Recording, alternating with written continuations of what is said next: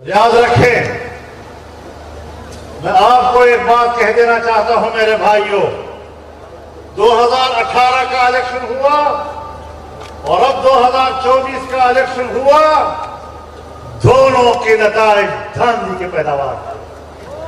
ہم نے نہ 2018 کا الیکشن تسلیم کیا، نہ 2024 کے نتائج کو تسلیم کرتے ہیں، اور پیغام دینا چاہتے ہیں اسٹیبلشمنٹ کو بھی، حکمرانوں کو بھی، کہ تمہاری ان اسمبلیوں کی اب کوئی اہمیت نہیں ہے۔ اب اگر اہمیت ہے تو اس عوامی اسمبلی کی اہمیت ہے۔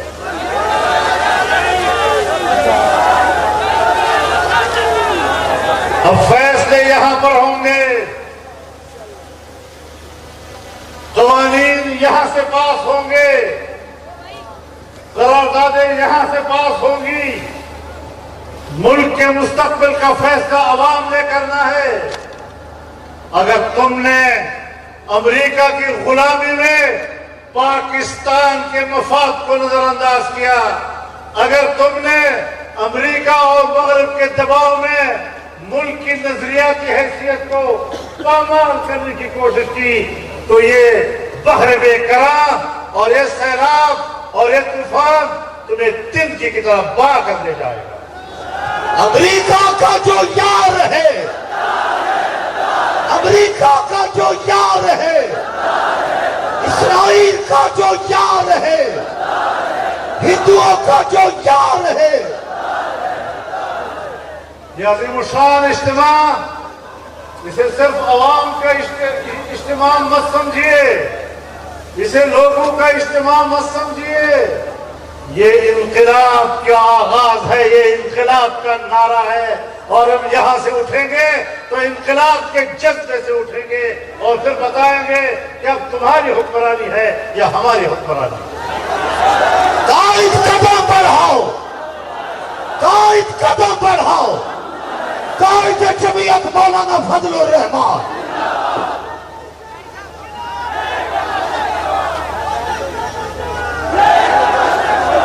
یہ اشارے خبر وطن ہے جب قبر پہ بول سکتے۔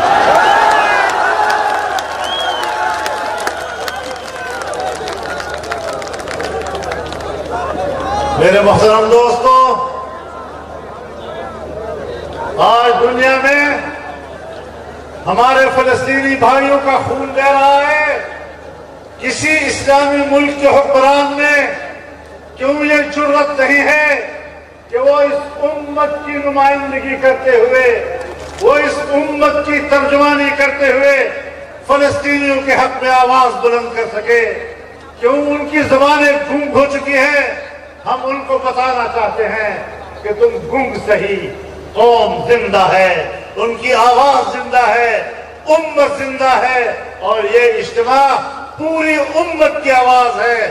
ہم فلسطینیوں کے شانہ بشانہ کھڑے ہیں، اور میں قوم کو بتانا چاہتا ہوں کہ آج جس میدان میں آپ بیٹھے ہیں، اور جس میدان میں 1940 کی قرارداد پاس ہوئی تھی، 1940 میں جب یہودی فلسطینی سرزمین پر بستیاں قائم کر رہے تھے، تو بانی پاکستان محمد علی جناح کی قیادت پہ اس قرارداد میں واضح طور پر کہا گیا ہے کہ ہم ان بستیوں کے قیام کے خلاف ہیں، اور ہم یہودیوں کے مقابلے میں فلسطینیوں کے شانہ بشانہ کھڑے ہیں۔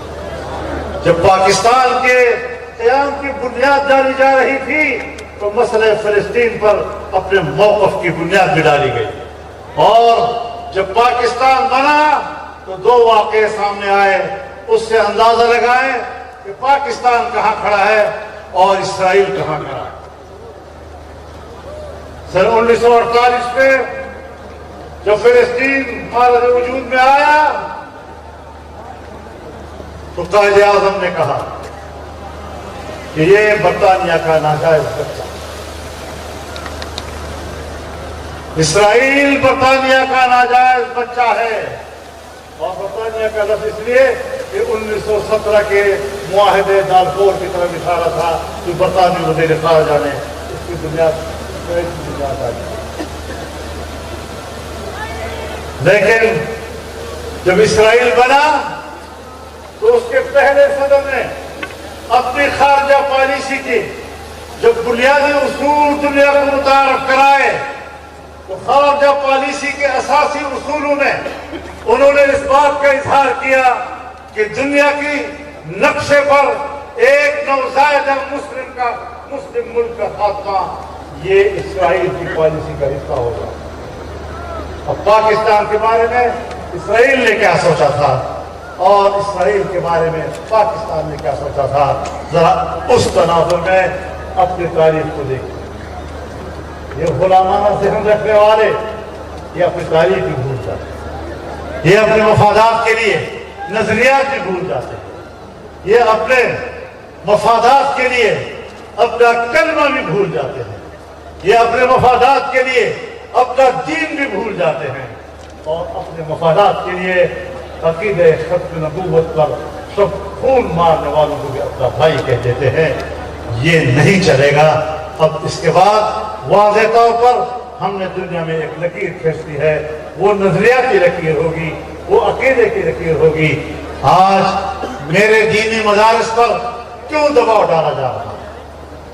عالمی آقاؤں کے دباؤ پر تم ہمارے دینی مدارس پر دباؤ ڈال رہے ہو۔ قرآن و حدیث اور فقہ کے علوم کے لیے جو نصاب ہم نے متعین کر رکھا ہے وہ تمہارے آج نشانے پر، لیکن یاد رکھو ابھی ہم نے تمہیں نشانے پہ نہیں رکھا۔ ہمارے تحمل کا اندازہ لگائیے، ہمارے تحمل کا اندازہ لگائیے۔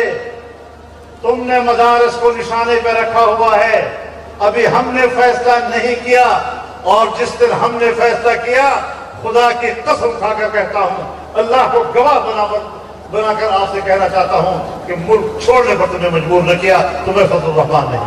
للکار ہے، للکار ہے، للکار ہے، للکار ہے۔ قائد جمعیت مولانا فضل الرحمان، تم میرے مدرسے کی ایک اینٹ گراؤ گے، سنو، تم میرے مدرسے کے ایک اینٹ گراؤ گے، میں تمہارے اقتدار کی پوری عمارت کو زمین بوس کر دوں گا۔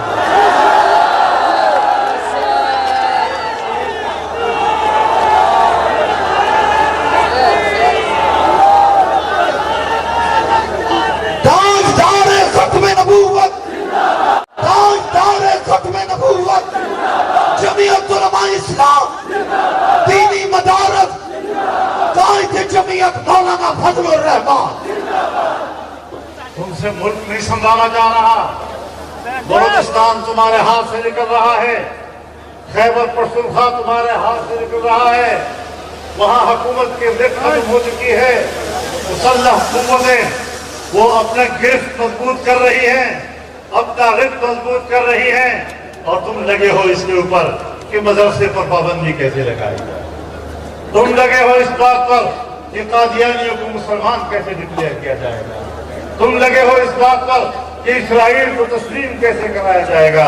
تمہارا باپ بھی یہ مقصد پورا نہیں کر سکے گا، اور تمہارا یہ خواب کبھی بھی شرمندہ تعبیر نہیں ہو سکے گا۔